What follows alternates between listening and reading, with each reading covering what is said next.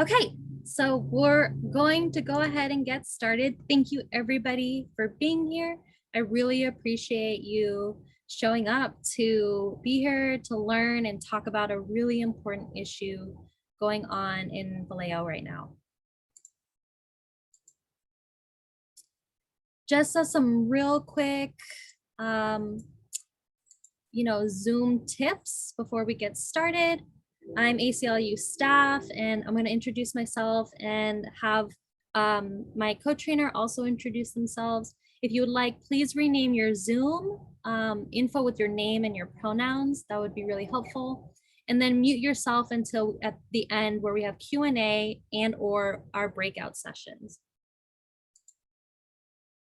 You can type questions into the chat box at any time, and we'll try to answer them as we go. But if not, we'll make sure that we get to them at the end. And anything I don't get to, I'll save and email it to you later. And so, yeah, for security purposes, if anyone says anything inappropriate, vulgar, or disruptive to me or other participants, they will be ejected from the room. We also like to begin by acknowledging that all land in what is currently known as the United States is unceded indigenous territory, and that includes California, which is occupied land of over 100 tribes.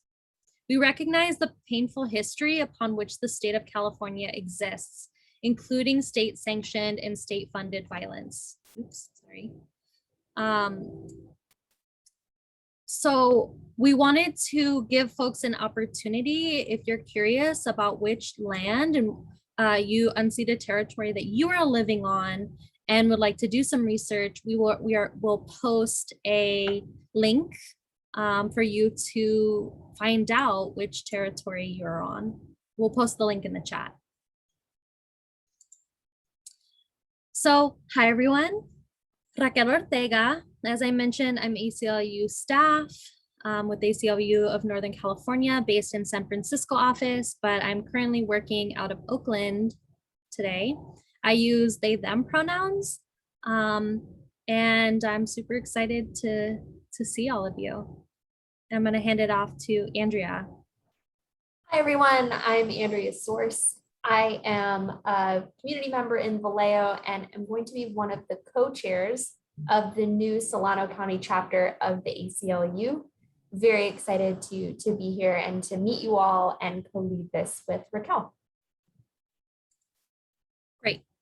So before we jump into surveillance and issues around civil rights, I wanted to first just start off by asking, why are civil rights even important?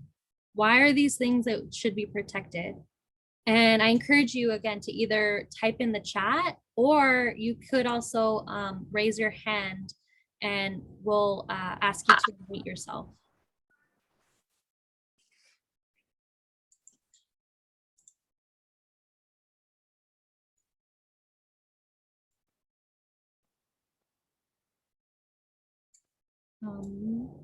Let's see, I don't see any hands. Would anyone like to type in the chat and we can read it out loud? So Mara, and I apologize if I'm saying your name wrong, said it is the only assurance that we people have will have a voice. Oh, thank you. Oh, I see Joshua raising their hand.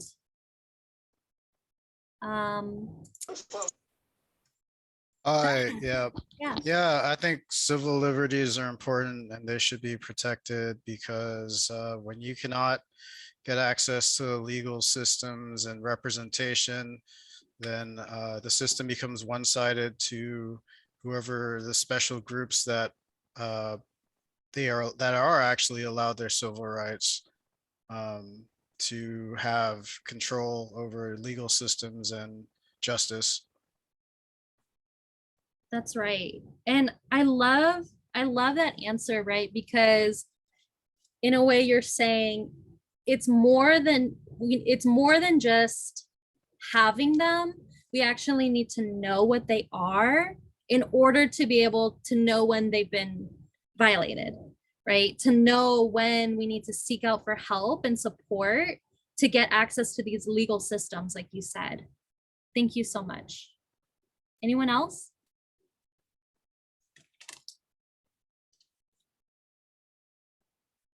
What about, yeah, what about, having a right to privacy? Why is that? Why might that be important?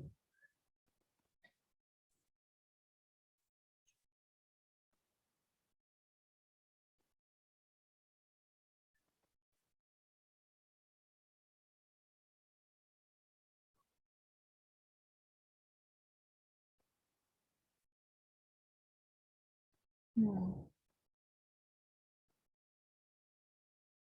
Not seeing anything in the chat, so that's okay. Hopefully, after the conversation today, we'll be able to talk more about it. Oh, I see Oliver's posting.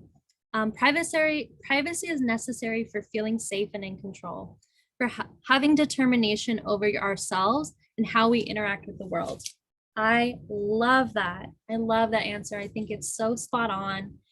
And you're right. We should be able to have autonomy and determination over what gets put out into the world. And unfortunately, because of technology and the fact that technology is so or policy is so behind technology, we oftentimes don't have a say in what digital privacy we have and what digital information goes out there. So thank you so much, everybody, for sharing those answers. So I want to first start talking a little bit about the technology. So I want to talk first about automated license plate readers. These are something that are becoming more and more pervasive, and spoiler, are used often by Vallejo Police Department. So how do ALPRs, automated license plate readers, work and what information is retained? So imagine driving around the city and you go to work around 8:30 a.m. You drive, you're there, you're doing your work, and then you drive to have lunch with a friend around noon. Then you head back to work. Around 5 p.m., you drive to the grocery store before heading home around 7:30. Now imagine imagine VPD having access to all of this information without reason or without a warrant. They know where you've been, who you've been meeting with, and everywhere that you've gone, and what times they were happening.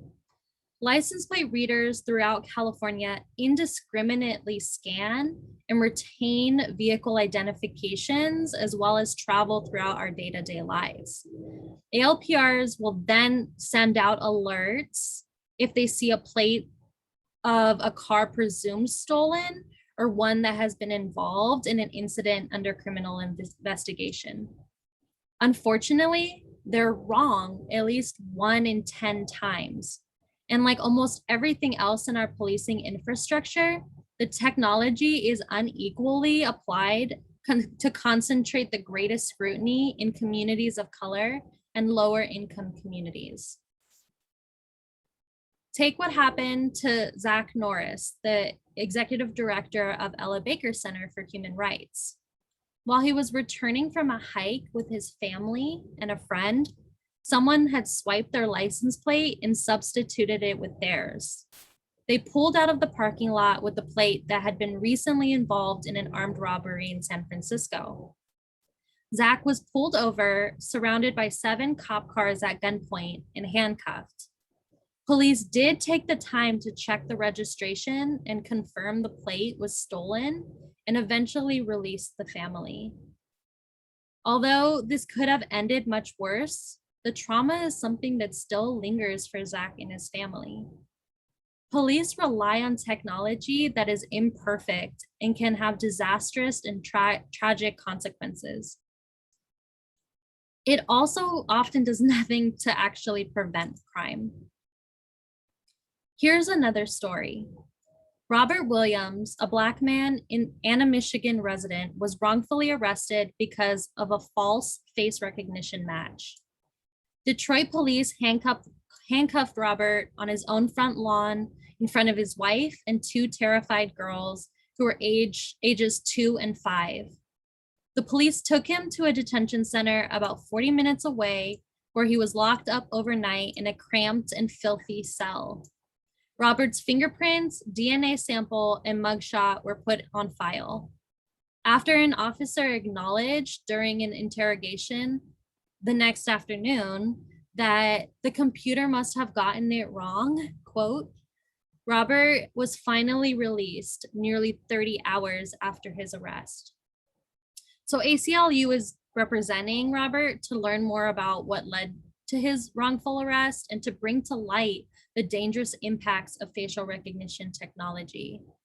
You can read more about his story from our blog, which we'll post a link in the chat right now.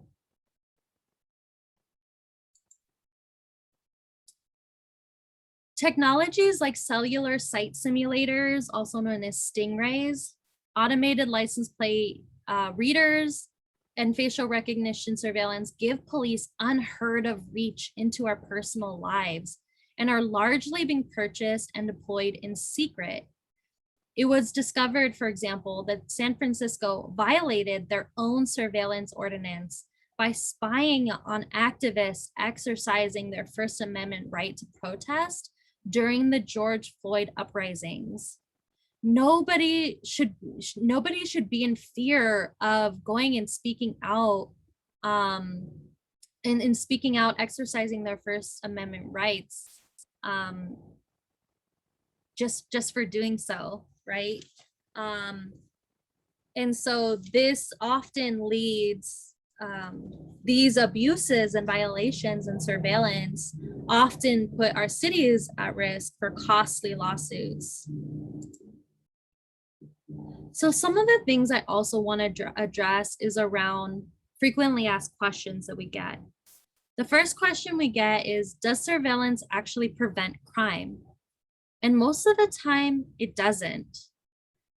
I will say, except in small defined spaces against property crime, but even then it's not consistent, and surveillance has never been shown to reduce violent crimes. British law enforcement agencies have installed cameras that are more extensive than those throughout like American cities, or at least at present. However, research on the effectiveness of those systems has failed to find a significant reduction in crime, as I mentioned. The only time it said it could kind of sometimes be helpful was property crime, such as automobile theft. But there is no evidence that the surveillance systems reduce or prevent violent crimes. In Chicago, where police can tap into a network of over 10,000 cameras, the arrest rate attributed to the camera system is less than 1% of the total police arrests in a 3-year period.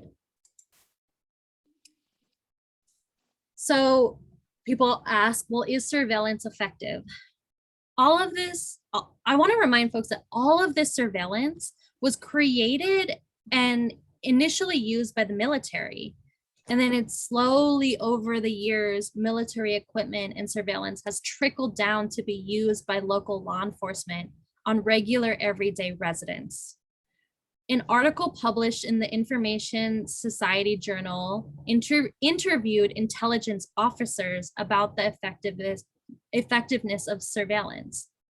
The conclusion of the article and statements was that it is extremely difficult, if not impossible, to evaluate the effectiveness of surveillance programs.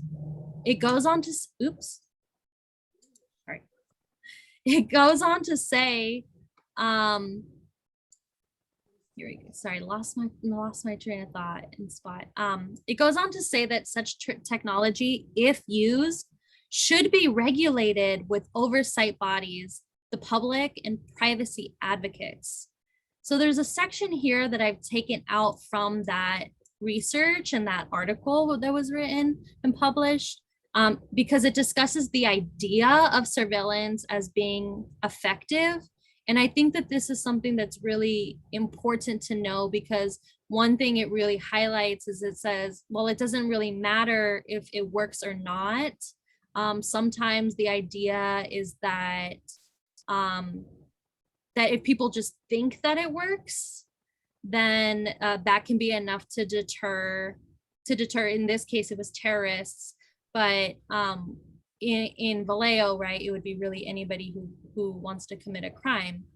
But I will say there's actually a greater damage being done in terms of the privacy and the rights that we give up, especially when it's not even working, right? The surveillance isn't even working. And what happens when you have a police department who is not trusted by the community, which we see happening in Vallejo often. And then I'll also add as well that, yeah, when surveillance is being used in it, or I was also going to add, sorry, that that on the flip side, somebody also says this plays into the hands of people who commit crimes as well, in getting folks to kind of like overreact and associate surveillance with safety when that's actually not true. So how do we actually address crime in Vallejo? It's really important that we actually talk to community, right? Placing unwarranted faith in technology to reduce threats to public safety can lead us to ignore alternative solutions to the problem, right? And I think that it's also really important to mention these pieces, because when we have a police department, or when we have vendors, technology vendors, who are selling this technology and saying, oh, well, our cameras are this effective and our cameras can prevent gun violence or protect or solve murders, that is just made up. That is not true, right? In some cases, I think cameras might be used in order to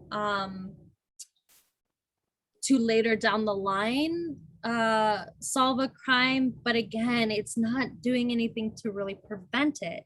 And if anything, we're also seeing people who are learning how to outsmart technology by wearing masks, and by, like the story with Zach Norris, just swapping license plates with somebody else. We have another question, and then the last question I have here is, why should I carry if I have nothing to hide? Even operating without errors, surveillance is still invasive. Remember when we were talking about civil rights and why those are important? People deserve to be able to go about their everyday lives without the threat of being monitored by the government. And that's really what surveillance is doing. It puts everybody under suspicion without having to get a warrant or go through due process. So before we switch and start talking more about Vallejo, I just want to check the chat, see if there's any questions. Also see if there are, yeah, ask if there's any questions. I see Oliver posted that article touches on an important point. Automated intelligence is designed in a racist manner because those who program them use whiteness as a default, and their use further entrenches and reinforces the systematic racism which criminalizes people of color. AI surveillance technology is dangerous. Yeah, I completely agree. And that's right. You know, we now have documentaries like Coded Bias, that also illustrate how facial recognition technology specifically does not work on people, who have darker skin tones, to their detriment. Not seeing any questions, so we're going to move on. reminder, you can pop a question in the chat anytime and we'll make sure we come back to it. All right, so to talk about Vallejo, I'm gonna hand it off to Andrea. All right, thanks. And Hugo, before we move on to Vallejo, did you have something you wanted to add? I just saw your hand pop up. Yeah, go ahead. Or we can come back to you. If you're trying to talk, you're muted. Can you hear me now? Yes, we can. Okay, pretty much what I wanted to say was just a little tidbit that the VPD are always stressing more and more funds, and obviously when they get them, they don't spend them in the right direction, specifically in this one, because I myself had an incident happen about 1.5 years ago where my car got hit in front of my house. It got sideswiped, and then that truck that hit it went on and hit another couple of vehicles and totaled one of them out entirely. The guy was drunk. He got off. He started to leave the scene. Several people called the police department and they said they would be there. It took them 1 hour and 25 minutes to get there. And the only reason that they came, and remember, this was just a traffic accident with someone that was drunk. 2 of them parked directly across the street. They looked and did nothing. A 3rd one came, stayed in the car, did nothing, till the 4th one got there. Then they all got off with their hands on their gun.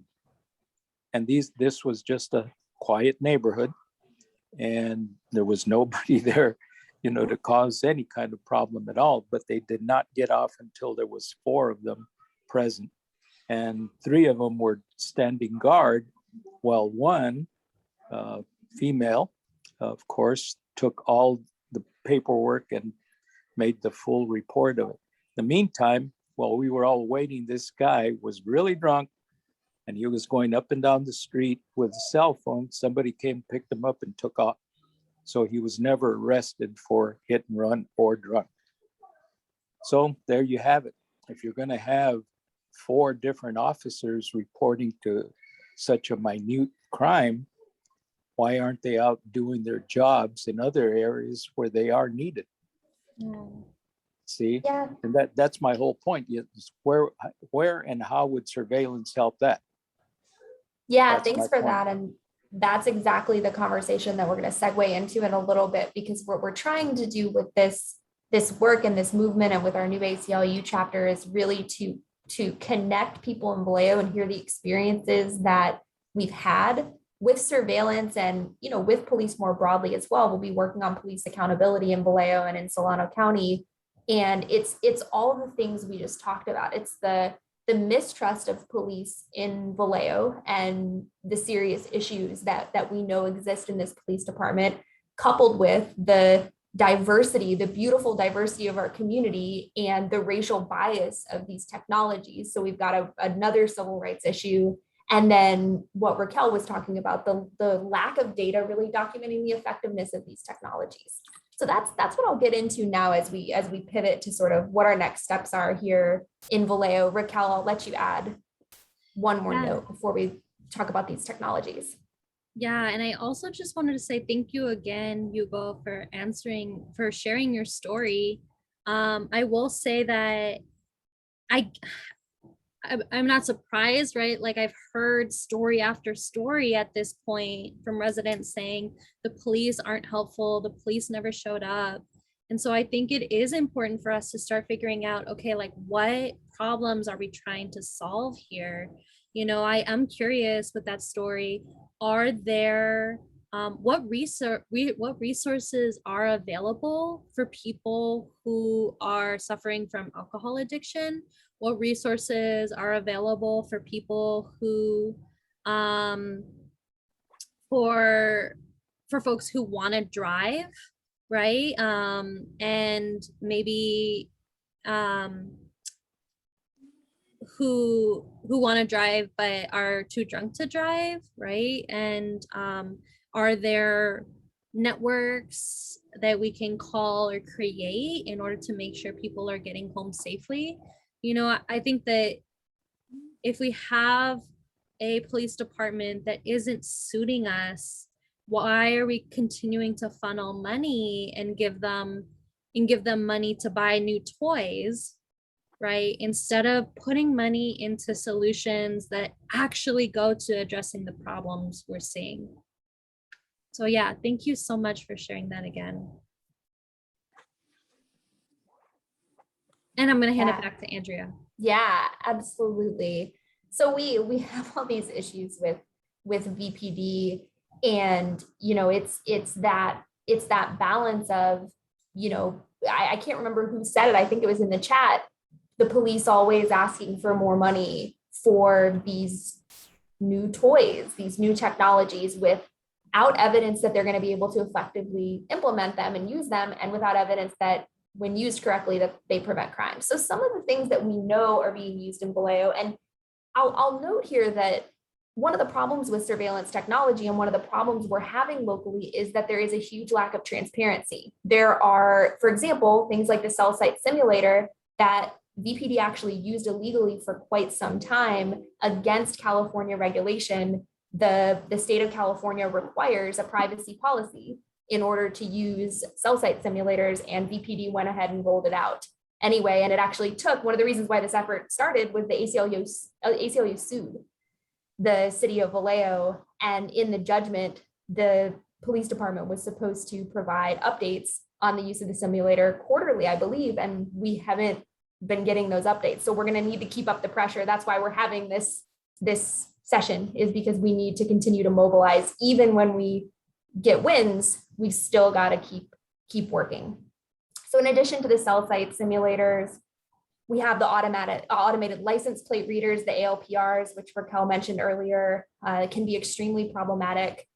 The city of Vallejo partnered with Ring Doorbell, which is a subsidiary or owned by Amazon, and got access to their neighbors app and people's Ring doorbells. And again, this is now technology that people have recorded privately that isn't subject to government regulations, is now being shared with VPD and being used by VPD without consent of the people that have been recorded. They've got a camera registry, obviously their own body worn cameras, and then drones as well. The Vallejo PD has a registry of personal and private surveillance cameras. That's through Motorola Solutions. So this is in addition to Flock, the company that we're getting the ALPR cameras from. So they're collaborating with private entities in order to gather and get these databases. And we just don't know what they're doing with the data, what regulations they're subject to. Even in situations where we have regulations like we saw with the Stingray, sometimes they'll just blatantly ignore them until there's a threat of legal action. So in addition to all of this, there is, as you all probably know, this issue of the crime spike and the sideshows and all the talk that we've been hearing about at council meetings from VPD claiming that they need more technology. And so we're anticipating that we're going to be seeing and continuing, we already are seeing, but we're anticipating we're going to be seeing even more push for purchases of new technologies. Raquel, if you can go to the next slide. I forgot I can't control the PowerPoint.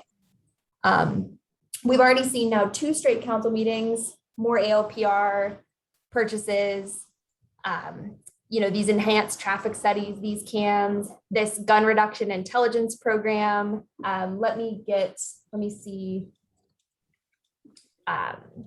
The RealTime Intelligence Center, smart system approach to investigations, and Raquel just said in the chat, we don't even know what a lot of means. I actually just looked to see if we had any notes on some of these things. And that's the problem, is that this GRIP implementation, the Real-Time Intelligence Center, we don't quite know what they're doing and why. We get, this Operation Peace announcement, we get press releases every once in a while, and we find out about these technologies, and we have to sort of do do research to even figure out what they're doing and why, and there's no transparency and reporting mechanisms for it. So it's an extremely dangerous precedent to be setting that our police department is being authorized to purchase and use these technologies without having any accountability from the community. And with that in mind, I mean, the list we just gave, that's just what we know about. So I think it was Open Vallejo that broke the story about the use of Clearview AI, the facial recognition technology.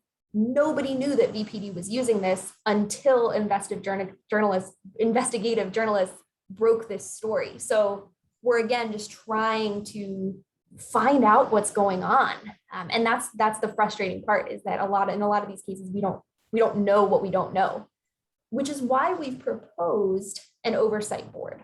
What we really want to be doing is putting together a group of experts that are going to be able to advise on technology, implement privacy policies, and advise council separate from the chief's advisory board, which is selected by the chief and doesn't meet in public, a board that is led by the community, responsive to the community, and has people that can become experts in surveillance that will submit, as it says here, recommendations, findings, reports to city staff and city council related to surveillance technology. So if we're going to spend our tax dollars on a surveillance technology, is it going to be worth it? Does it actually prevent crime? And what are the civil liberty and privacy implications of using a technology? What privacy policy do we need to put in place in order to ensure that when VPD uses these technologies, people's rights are not going to be violated?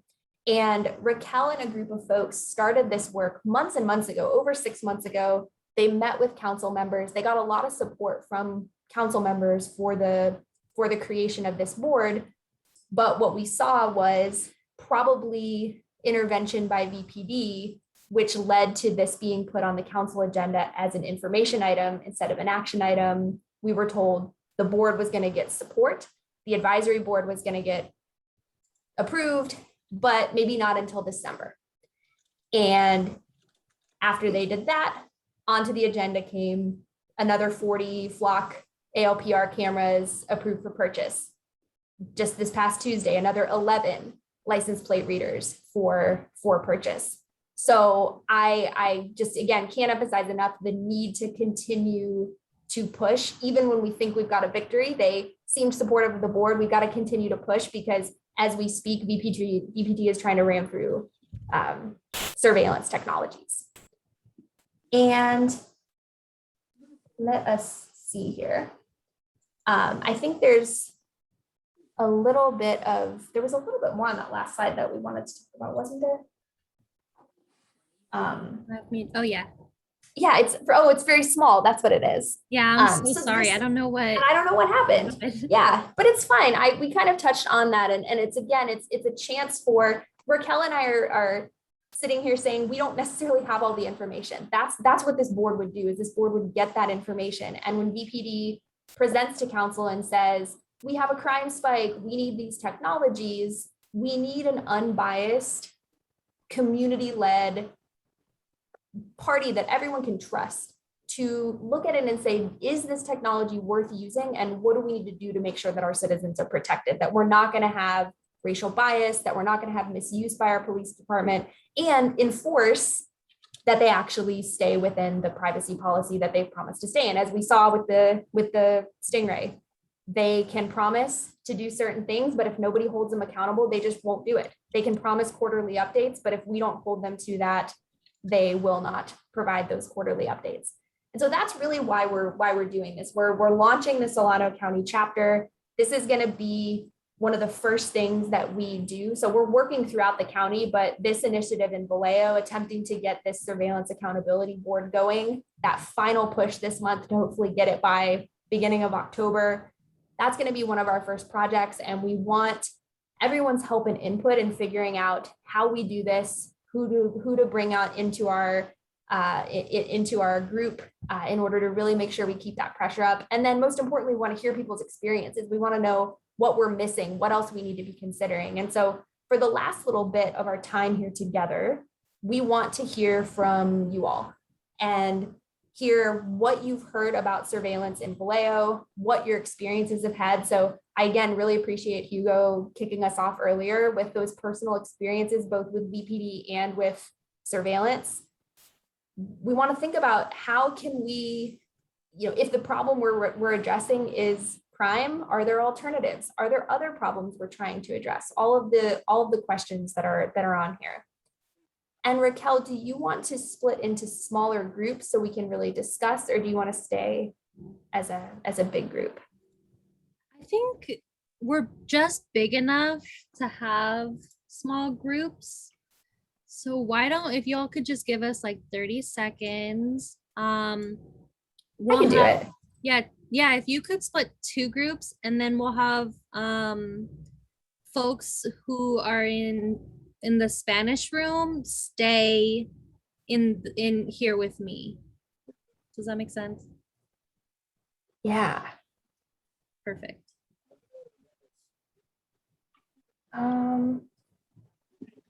So yeah, we'll be answering these questions, but feel free to also just talk about anything that this has brought up for you.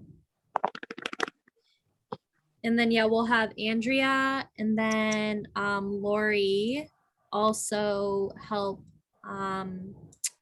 facilitate those groups. Yeah, let me We'll make be- sure Lori and I are in different groups. Great. And we'll be in these groups for about 15 minutes. All right, so I'm gonna have Lori go into group 2. I'll go into group 1, and then again, anyone that needs Spanish interpretation, and then let's see. We've got to make sure the interpreter stays as well.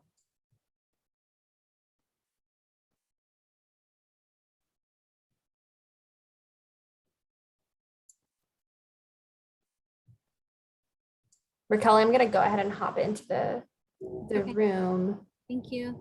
And then if y'all need anything, just ping me.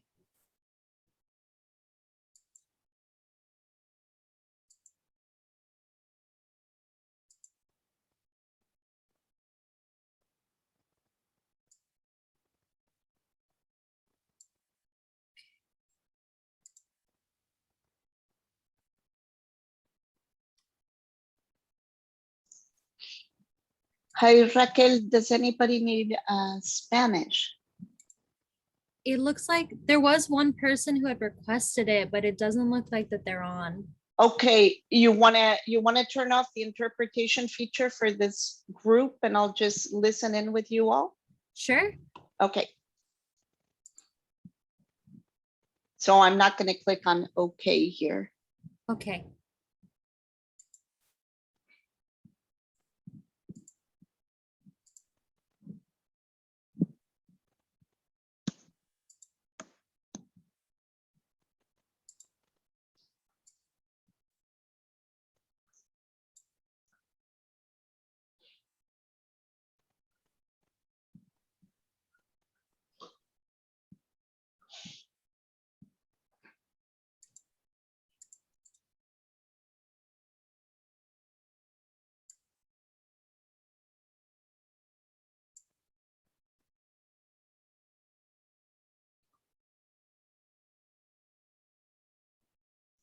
Raquel, it still has me as wanting to go into the interpretation.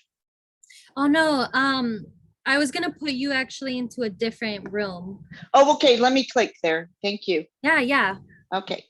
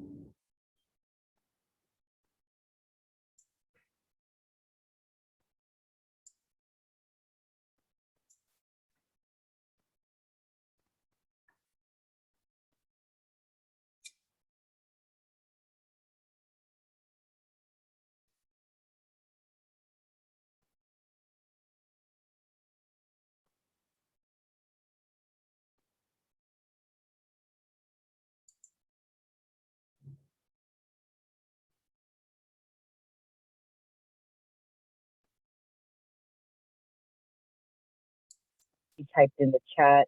Abby is born and raised in Vallejo, still living in Vallejo. Hi, everyone. Welcome back. Thanks so much. And it sounds like folks are having some really fantastic conversations. Does anybody want to share a little bit about what came up in your group? Well, I pretty can- much that Go we ahead, need, Hugo. I was just going to say, I think that if I was to summarize it, it's just that we need more accountability to the public instead of just the VPD. And over the years, I've been here for over 30 years as well. And I have seen that, boy, when you try to get any information from the VPD, they're going to resist like you wouldn't believe. They just refuse to have accountability, or, you know, to just simply report to the very people that pay their wages. That's right. And so that's why I'm so excited about this accountability board. Like literally, it's called the Surveillance Accountability Board, right? Sure. So they would be able to request these reports. You know, all of this is outlined in the ordinance. And so if they refuse this information, they could be subject to a lawsuit. First of all, in against the ordinance, but also a lot of this stuff is public information and should be readily available. And so it just adds on more of a case, right? A stronger case for us. So yeah, thank you. Is there anyone else who wants to share real quickly? Raquel, is the ordinance available? It is. I can send that to you. Thank you. Who is that, Hugo? Yes. Okay, I'll That's make sure I Mike. send it to you. But y'all make sure you can also email me directly and ask for it. And I can make sure I send that to you. Okay. So yeah, in terms of what's happening next, as Andrea mentioned, we've been fighting for this for a long time, and we're super excited to hear that the city council has decided to prioritize it. But you know, until it happens, we're gonna keep making sure that they don't forget it, that this is the top of the agenda, that it gets placed on the agenda and passed as soon as possible. So we need your help. We need folks to help sign a petition that we have going around. As of now, we already have over 100 people who have signed the petition. Once we've been able to collect all the signatures, and once it's been agendized, we will take the names and give the petition to all of the city council members, so they see this is something that's needed and wanted by the community. We also are asking folks to contact city council, and we've gone ahead and made a bit.ly link that you can click, bit.ly/Vallejo City Contact. It is case sensitive. So if you try to type it in and it's not coming up, make sure that you capitalize V, C, and C. And it has their email addresses and phone numbers. But I also know that y'all, like, the Vallejo is small, and y'all are also all friends on, you know, Facebook and social media. So like, please also just like reach out to folks, to city council through those means. Attend our next surveillance meetup, which is going to happen in September on the 16th. There's a registration link here, but I'll make sure that I include this link in the email after this with the recording. If you want to talk with me about anything that we've talked about today, or just talk more about your stories or how you can share your story during public comment when this comes up, or just talk to me because you think I'm cool, you know, you can also schedule a brief one-on-one with me at the link here. And we'll be having finally a day of action on September 7th. So a little under 2 weeks from today. This is where we're going to be calling on all y'all to really like do a big push together, where we're asking everybody in our network to call, to email, to Facebook message, tweet, to knock on the door of your city council member, let them know they need to add this to the agenda and pass it like yesterday. So save the date for that.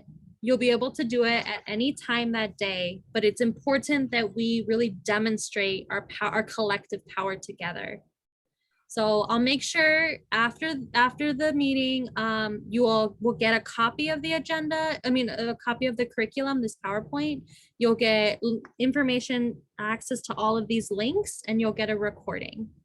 So thank you so much again, everybody, for attending. This was really fantastic. I appreciate all the conversation. If you have any questions, this is my contact information.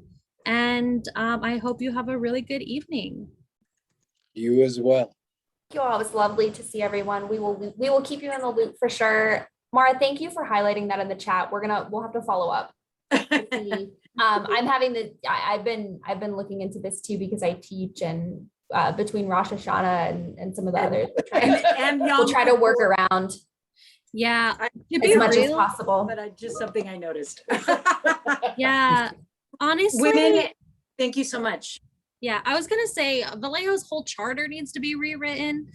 Like, there's so much work that needs to happen. We need to make sure that city council members get paid a living wage so they can actually afford to do their job. There's a lot of work that needs to happen. I would love to talk to anybody about any of these issues. Andrea, can I get your contact info? I don't know if you already. You can reach me at aclusolano@gmail. Okay. I will grab you. That's our new Gmail for our new chapter. All right. Okay. All right. And we'll loop you all in. Like I said, we're really excited to start to mobilize that chapter. Yeah. Thanks. I'm gonna go ahead and end the recording, but feel free to stay on and ask questions if you